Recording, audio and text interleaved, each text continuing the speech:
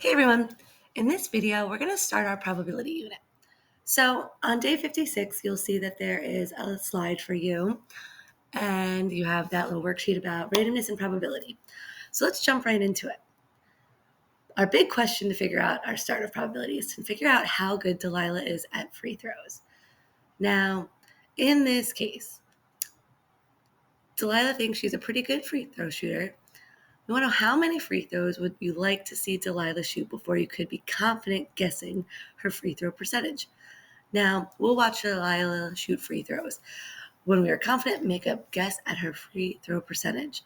So you'll see here, the whole thing we're going to start this unit off with. As each shot is attempted, keep track of the number of made free throws and the total number of shots attempted in the table below. When you think you know Delilah's free throw percentage, stop recording the shots.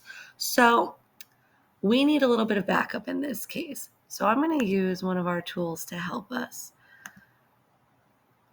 Under our day 56, there's also a link, and this link is going to bring you here. So it's already setting up her average for us in this case. Basically, I'm going to take one shot. So I'm going to run this for you first. So just follow along with me first. Don't fill in your table yet. So I'm going to shoot my shot. And look at that. Delilah apparently hit her free throw. So I made it. So that's 1 out of 1, my proportion, right? So now I'm going to get my second. Okay, now I missed. So I'm 1 out of 2.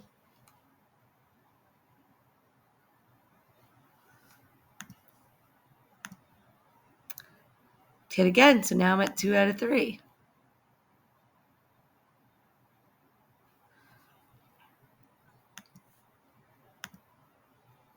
Missed again.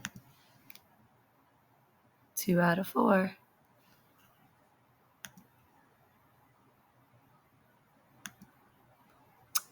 All right, so hit it 3 out of 5. Now you'll notice in my table, I'm jumping up to 10.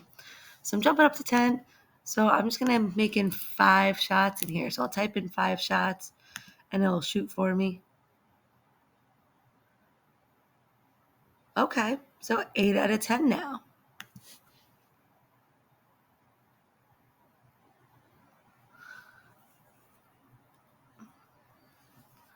Okay, I'm going to do 5 shots again to get up to 15.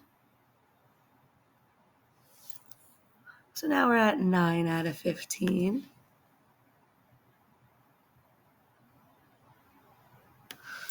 Jumping up to 20.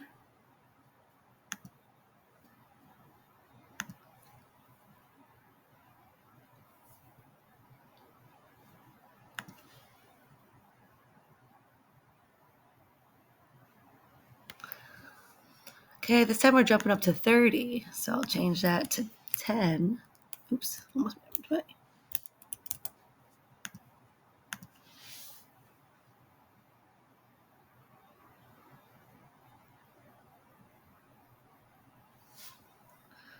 So I'm looking at 17 out of 30.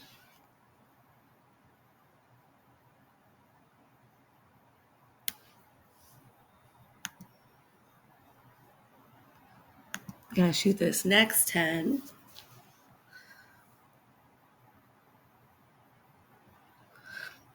Okay, so I'm looking at 21 out of 40.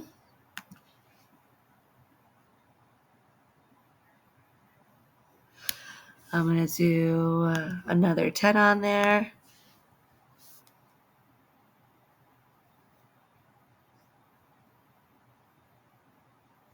So we're at 28 out of 50.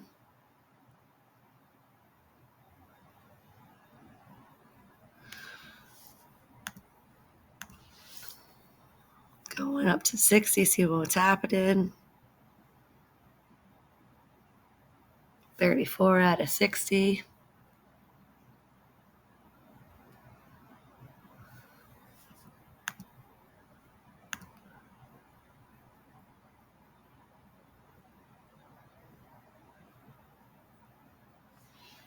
Okay, I've got 42 out of 70. I'm going to do it one more time because as we see, we're noticing something about our picture here. Now, you can see as I look at this here, I get 47 out of 80. So you'll see that that first one I had up at 100% because that was 1 out of 1, right? And then I dropped down to 50 because it was 1 out of 2.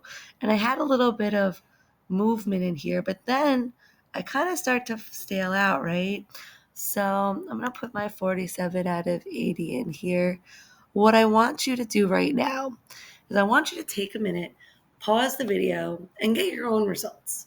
Now, do exactly what I did. So to do that, you're going to, if you already had this up and were following along, you'll notice that your shots might have not matched mine. You could have already been putting in yours. That's great. If not, I could do a new shooter right now and do it again, but I want you to do the same thing I did. You could fill in your own results. You could fill in whatever, but I want you to just take a minute, pause the video, and see what happens.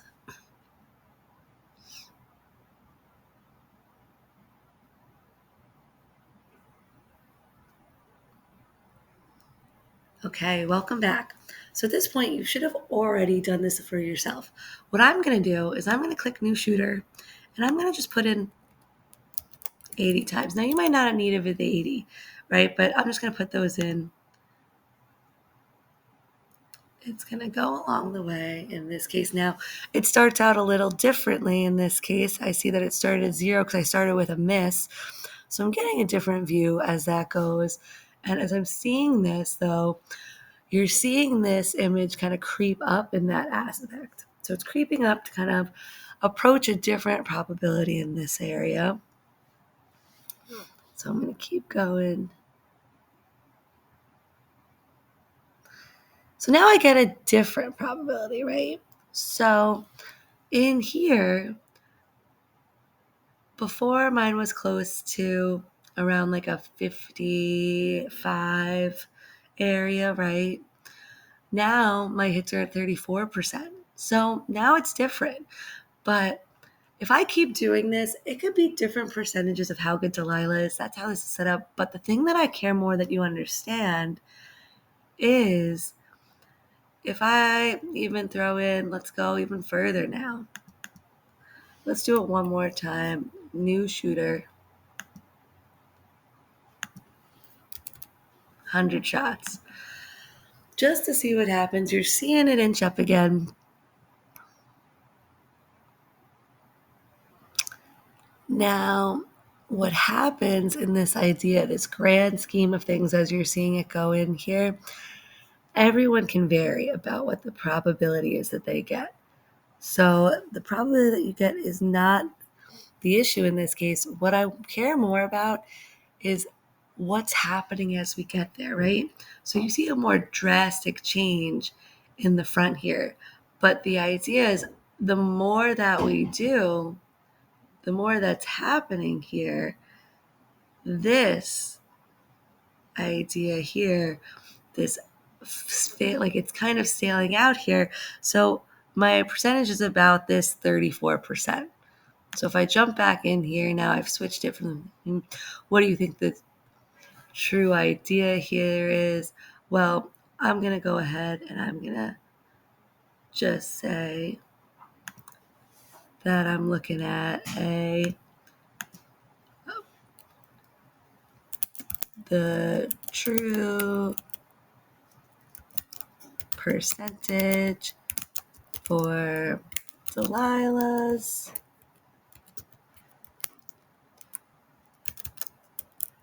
free throw ability is about 34%. Now that changed from the first time I did it, and that's fine. Now I'm going to sketch my graph. Well, I'm going to cheat the system here. Let's just take a screen grab of it. Capture.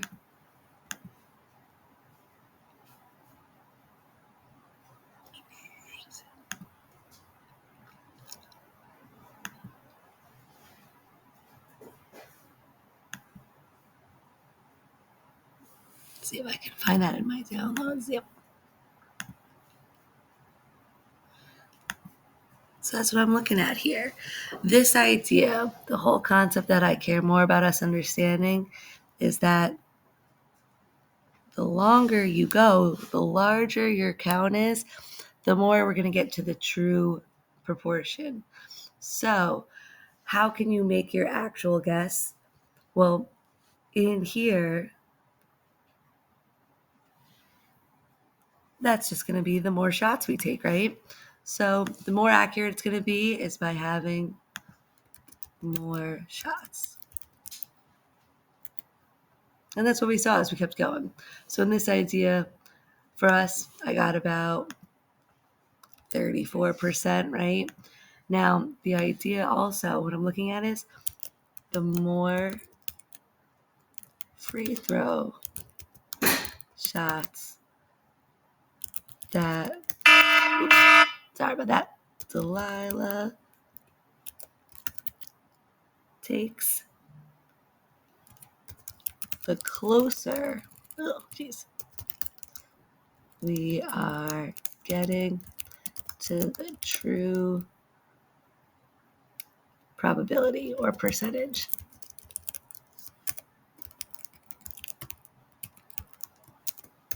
So that's what I'm looking at in here. That's what the idea is. Now, a couple big ideas about this. Things that we need to know about probability, right? So for us with probability, one thing that we definitely need to know, I'm going to even make this a little larger here because that's how important it is. First thing I need to know, probability is always between 0 and 1, right? You've never heard of a negative probability in your life before.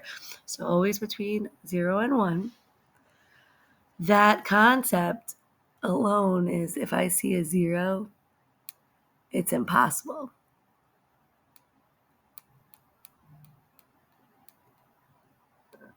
So 0 represents it's a possible situation. Like, what's the probability that dogs are going to fall from the sky? That is something I know is not going to happen. I mean, would we love a good puppy shower? Sure, but not going to happen. And in the opposite, 1 is certainty that we know it's definitely going to happen, right? Like, in this case, that is something that I have no doubt about it. Like, what's the probability that the day of the week you randomly select ends in Y? Every day ends in Y. We know that that's a certainty, right? Now, another concept here is that when you write a probability, it can be written as a proportion, a percentage, decimal, any of those are okay. Now, last but not least, like we saw, let's change that font, let's put the next one in blue, it's all good. Last thing is that if you have a low sample size, like we saw in the beginning here, so if I come back here, low sample is like the stuff in the beginning, right? That is unreliable, right? Like if I say, what's her percentage and I do one shot, yeah, okay, she either is great and has 100% or she has 0%. Unreliable, right? That's not the true rate. The larger sample, though,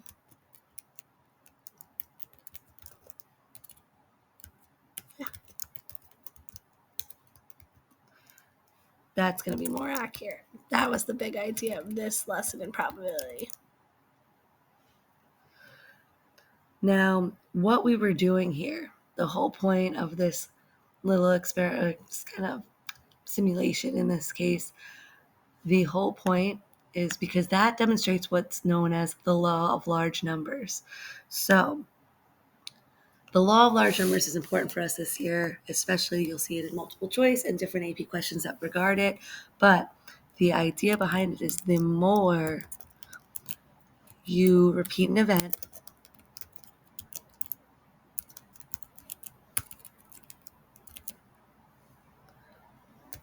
the more likely you will approach the true probability. Okay, so I mean, that's one of two reasons, right? We need a larger sample size. We saw as we got the more accurate results. But if I come back to my picture again, in the beginning, I was getting very stagnant results, right? If I look at this one more time, if I just look at 10 for a second, okay, I have 100% right now. Now I'm down to 89, 90, right? So I got 90%. Okay, maybe she's that good. We'll find out. Now I was at 100% this whole first time. She's a pretty good shooter at this point. Let's say I add 20 more to it.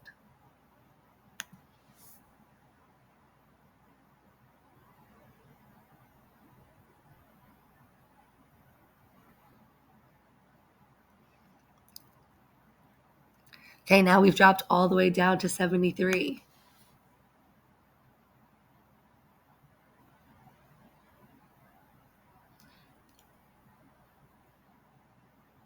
Now we're getting closer to where our vibe is, right? It's like starting to happen for us. So let's just get that next.